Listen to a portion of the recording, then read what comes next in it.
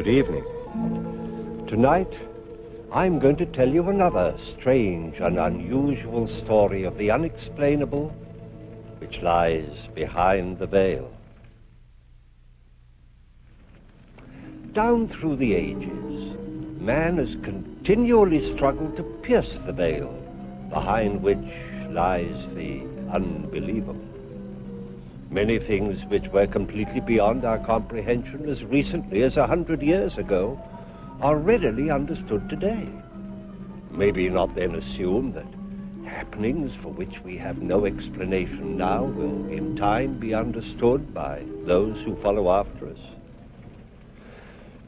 Our story tonight is again based on an actual account from this dark world which lies beyond our knowledge.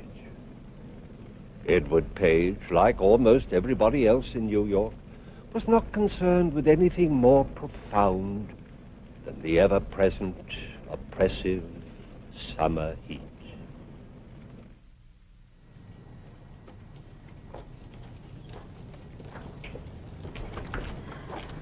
Good evening, Mrs. Foley. Good evening. Good evening, Mr. Page. Oh, it's awful hot, ain't it? The humidity, Mrs. Foley. That's what's bothering you, the humidity. Maybe, but this heat ain't doing me much good either.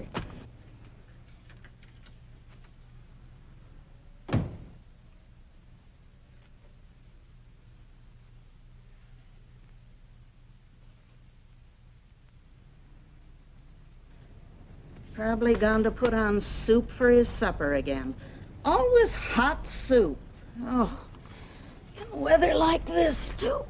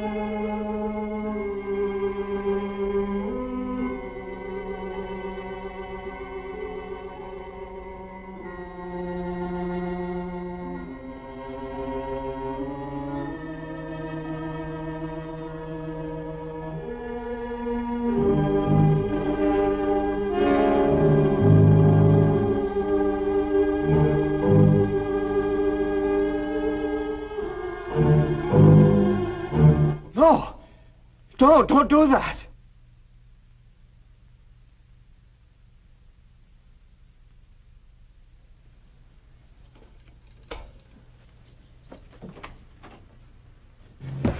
It's murder. I saw a man kill a woman. Where? Apartment across the way, third floor back on the corner. I gotta get the police. Murder. Police.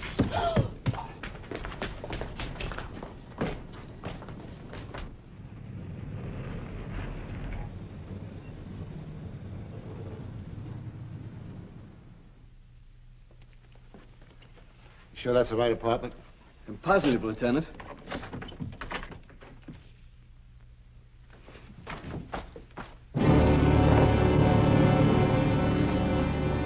It's empty. The woman, she isn't here. Maybe it's the wrong apartment, huh? No, it's the right one. There's my room right opposite this window. Look around you, Page. There's no body, no sign of a crime. I don't care. It happened. I know I saw it, but I don't know what happened to the furniture. Please, Sergeant, I know I saw it. The woman was blonde. She was brushing her hair. It was very pretty. She fell right over there. The killer was hiding right there. He wore shiny black leather gloves, and he had this flashlight, and he came up behind her, and... I know what you're thinking. You don't want to believe me, but I'm not lying. I know I saw it. Sure, you saw it.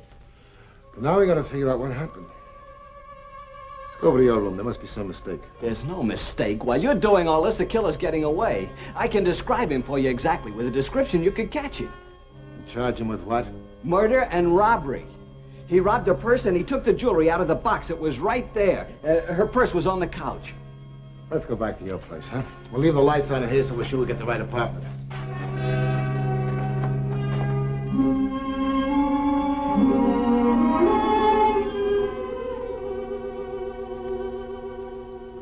That's the one. See where you left the light on? That's where I saw the woman. She had on a pale blue dressing gown.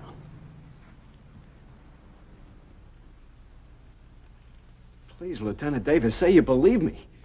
Say that I really saw what I saw. Mr. Page, it's been a hot day. Now, you were tired, what, with just coming home from work and all? You heard what the janitor at the apartment house said? No blonde. And nobody in that apartment for the past month. It's for rent. I saw it. You didn't eat your dinner. Lots of times I get lightheaded when I'm real hungry. Now, why don't you be a good fellow and sit down and finish your dinner and you'll forget all about it. You'll feel better. We better get back. What about a report? Do we make one up? Yeah, I suppose we'll have to. Just say that, it's been a hot day, blame it on the heat. It's not the heat. I saw it. If you won't believe me, I'll find someone who will. Calm down, Mr. Page. What's going on here? What are you doing to Mr. Page? Tell him, Mrs. Foley. Tell him that I saw the murder, that I really saw it. But I didn't see it. Let me go. I got to tell someone about the murder. Find someone who'll believe me. You better come along with us, Mr. Page. We'll talk it over.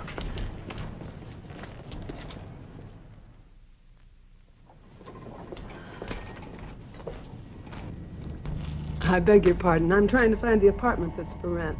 345 48th Street. Oh, it's in the next block, honey. Right back of this building. Thanks so much.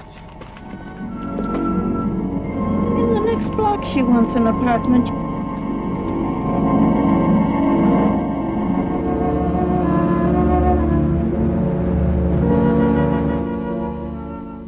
Now tell me the whole story, right from the beginning, everything that you can remember.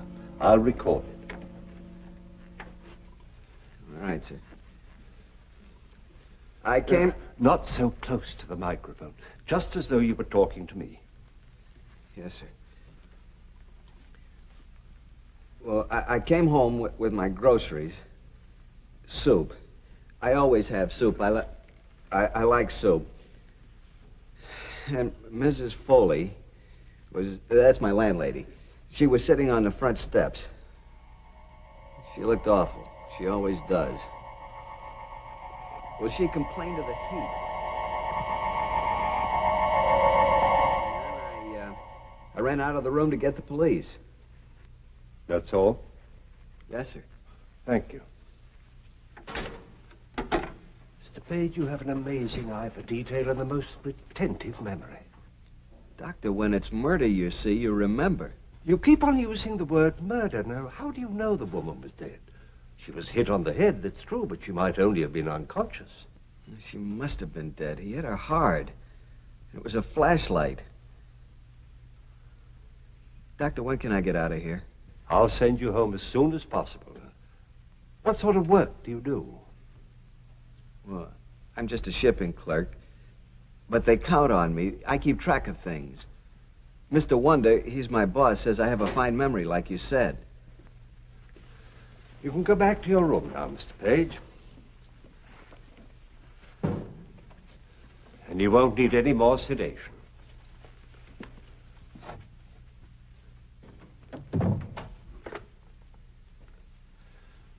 Send Lieutenant Davis and Sergeant Fenton in.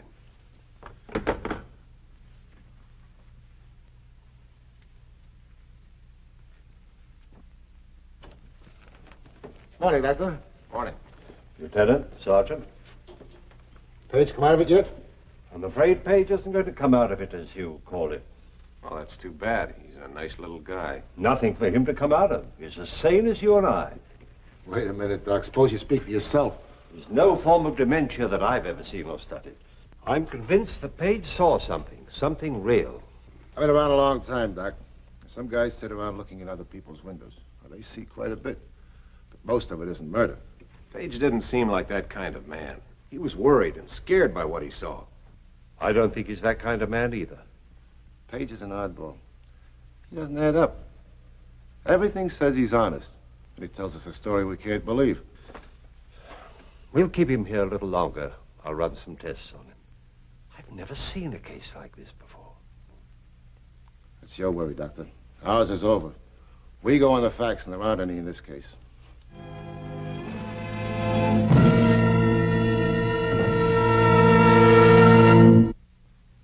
I going to do?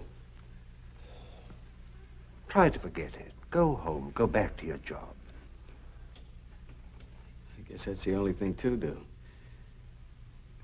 If you can't tell me what I saw, how can I figure it out?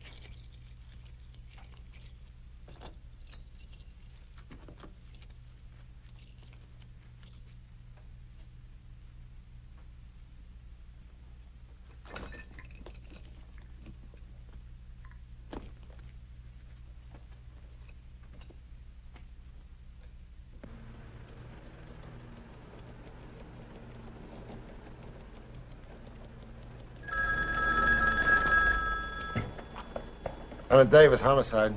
Go ahead. Now, what's the address? Would you mind repeating that address, please? What's the apartment number? Hey, we're on our way. What's the matter, Lieutenant? That murder Page told us about just happened. Dr. Mason, please. Blue dressing gown. She was brushing her hair. It's real pretty, too. Fell right there.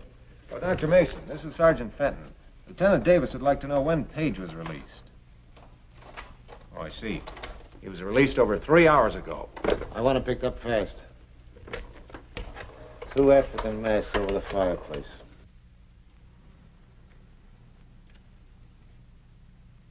Sergeant Fenton, Hang up. I'll call you right back.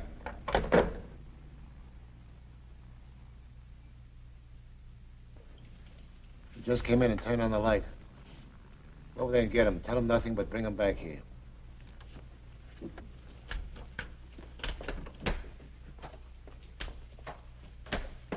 Lieutenant? Hey, Doc. Hot night. Miserable weather. Good-looking woman.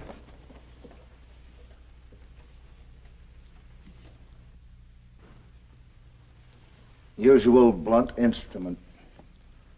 How about a flashlight? Ever hear of a murderer describing his crime to the police before he commits it? Sure thing. Makes a killer a big man. Dare you to catch me kind of thing. I wish this were that simple. The only trouble is he described the furniture in here ahead of time. There was no way he could have seen it. Sound like you need some salt tablets. This heat's murder. Yeah, there's nothing I can do. I'll send the boys up.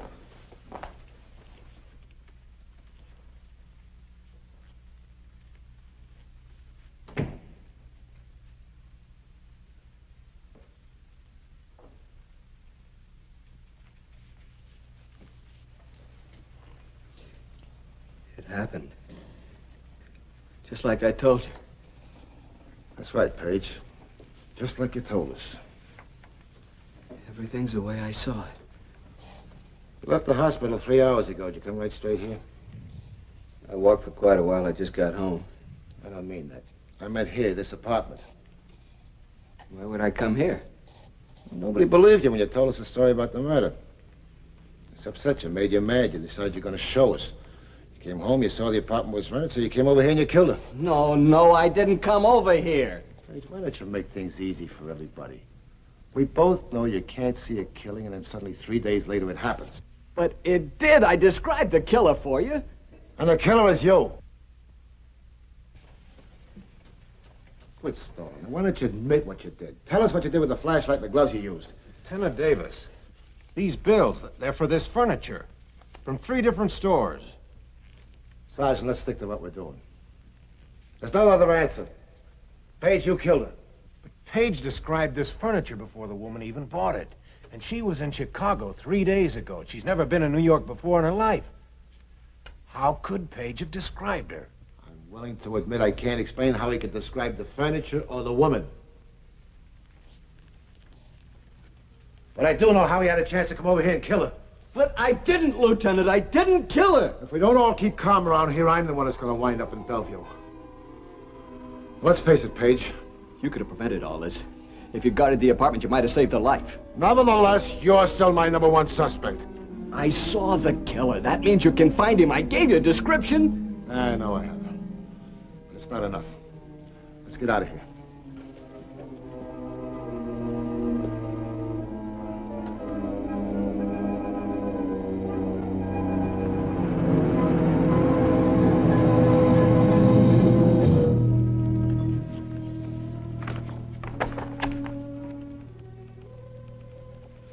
Nothing, Sergeant. Nothing so far. It's a tough job looking through all those pictures, Mr. Page. I guess so they all look alike. Stay with it. It's a pretty good description you got out of him, Doc. Better than I could do. Very few witnesses have the power of observation that Mr. Page has. I'll say that for him. He saw plenty. It's still not enough. How about the way the crime was committed, the nature of it? Oh, that's pretty standard. Look for an open door, rap on the head, take the valuables. A dime a dozen. It's the smart ones we nail. The ones that figure out their own clever way to commit a crime. Well, if that's all the help you can give us, I guess it'll have to do. Let's see how they're doing in there.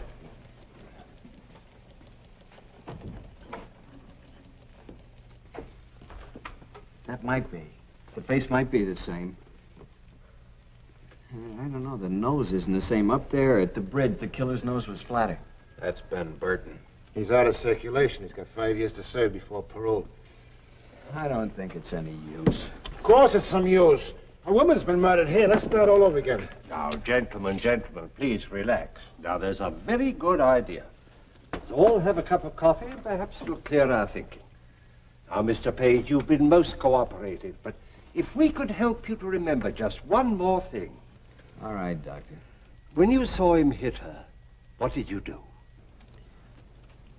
I hollered. No, don't do that. Did he hear you? Well, no, he couldn't hear me because the window was closed and his ear...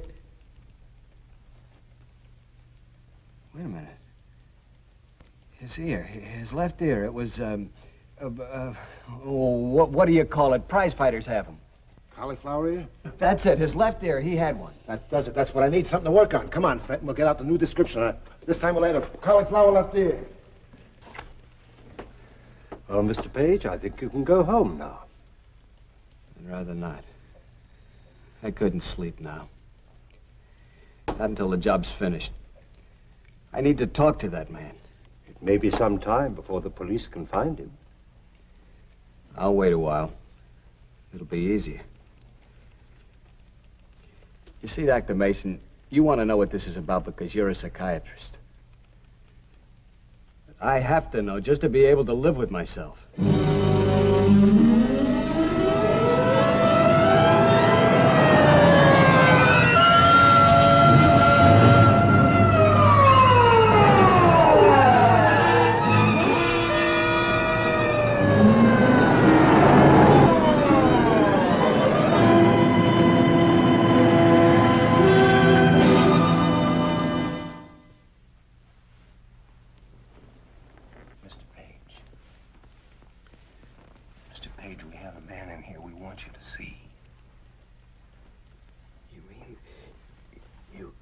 Actually found a man who... He matches your description exactly. Everything is the same. Can we see him? As soon as Lieutenant Davis sends for us, he wants to question him first. We're holding you as a surprise to force him into confessing. You see, actually, we have nothing on him except your testimony. We have to prove that he killed that woman. Yes, of course. When we go in, don't say anything about it. Not saying it before it happened? Don't worry. Like I said, cop, I don't know what you're talking about. Either book me or turn me loose. You won't hang it on me with a witness. You need more than that, and you know it. You'll need the stuff that was stolen and maybe even the weapon the guy used. Yeah, you're right. I need all of that. And you're going to tell me where it is. Okay, so stop talking and show me. Bring on your witness. Let's see what you've got.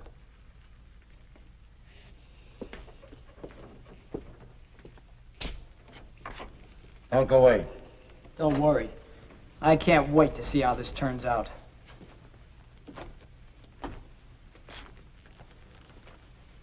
That's him. That's the man. That's him. That's the man. Sit down, Kerwin. See? See the ear? Tell him, Page. Tell him what he did.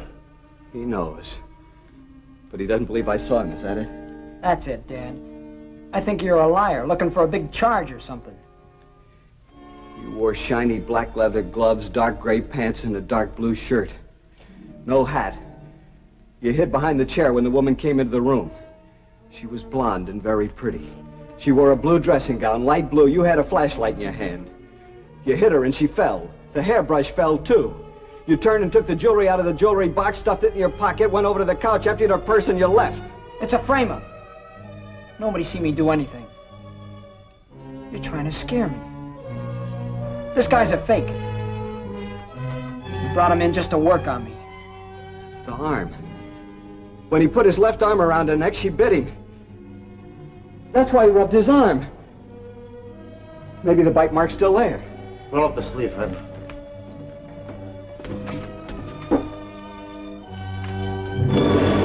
It's there.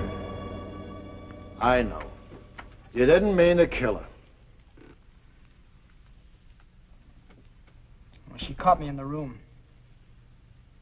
I couldn't get out. Take him away, Fenton.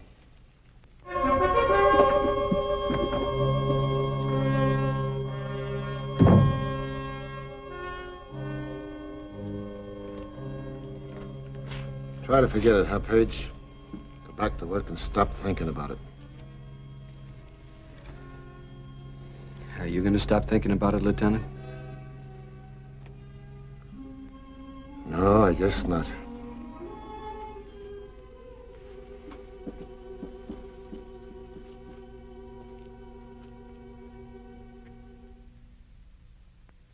Edward Page returned to work 2 days later, but he was not, nor would he ever be, the same man who left work such a short time before. Page's experience was an example of what is defined as precognition, the ability to foresee the future. Throughout history, there have been many such instances, reported and documented. How does it happen? Why? I'm afraid the explanation is still beyond our understanding, at least for the moment. please join me again for another journey into that real but unexplainable world which lies behind the veil. Good night.